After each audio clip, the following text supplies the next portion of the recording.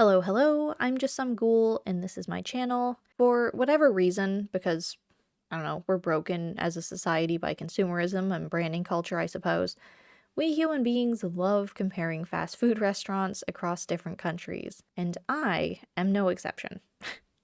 When I was in Japan, I was determined to try their McDonald's exclusive items and get a sub at Spubby, my favorite fast food go-to discern the difference in quality, if there were any. To start, though, I'm going to talk about Burger King. Walking through a market street in Osaka, I spotted this sign for new Ninuku burger, so of course I wanted to try it. Not only do I have very little experience with Burger King because the nearest one was always been some towns over growing up, but as a Canadian, we don't always get the same promotions as America.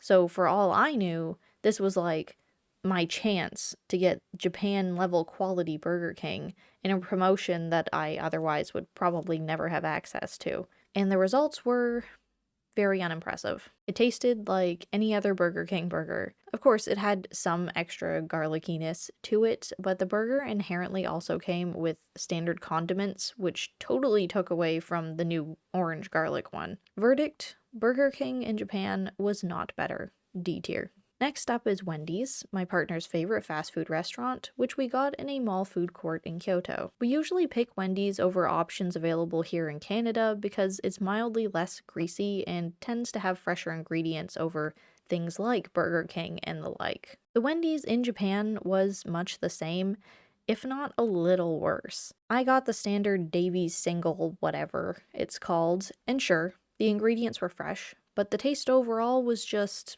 bland, which might be because we were eating so much good food at the time in comparison, but that can't be helped. It was a burger that I barely wanted to finish, so it gets a C tier. My partner got the mushroom melt, it was mid, still a C tier for me. And then we got the butter flavored fries as a side because they were new to us. We don't get those in Canada. I had no idea, never seen them before. And those were actually gross, like almost inedible. Whoever decided that that was a good idea needs to get fired. So F for fired, F tier. And quite honestly, we regretted the Wendy's experience entirely by the end because of the comparison of it to everything else available in Japan. It didn't taste all that good, and it wasn't financially worth it. We spent more on Wendy's than we spent actually getting Wagyu burgers. Like, that's just stupid. Now, on to the big hitter, McDonald's. We got McDonald's several times in Japan because it was just easy.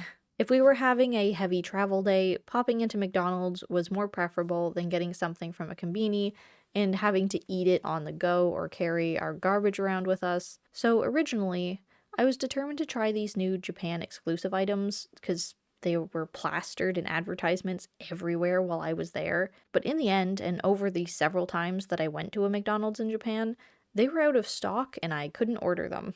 Whether it was that they were really all that good over whether the demand was just really hyped up and high, I will never know. That said, here's the things that I did get from McDonald's. The samurai burger was good, but nothing to write home about. It and the teriyaki burger were very one note and almost a little too saucy. I'll give them a B tier. The chicken burger they had, which I don't think was the one that I'm using in the picture for the tier chart, was a little bit spicy and it had lemongrass sauce and it was really high quality chicken. So that gets an A tier. Just about everything chicken in Japan was A tier or above. And I guess McDonald's was no exception. Their sausage egg breakfast sandwich was super fresh, also gets an A tier. Their matcha frappe latte, whatever it was very matcha, but like good, even though I'm not the biggest fan. B tier. McDonald's in Japan had extra dessert options, which we don't get, and there were these custard wafer pies. They tasted like strawberry wafers that I'd get from my grandma's house, but softer and warm, so those were an absolute S tier. They also had macarons. There was a like limited time apple Christmas one, and I got a raspberry one too, and they were both very good. A tier. Their coffee was a little more bitter. Not in a bad way, but a different way, and the iced coffee versions were just inherently less sweetened, which should be good for me, so I shouldn't be complaining. B tier. The McNuggets in Japan were so much cheaper than in Canada. I'm paying over $1 a nugget over here, And in Japan, there was an option to switch my meal deal's fries to a 5-piece nuggets instead with no extra charge, which is crazy because their nuggets are legit twice the amount of meat in them too. I would give them an S tier, but Japan McDonald's, for whatever reason, only have 2 dipping sauce options, neither of which I like. So in the end, the nugget experience was still a little less flavorful than perfection.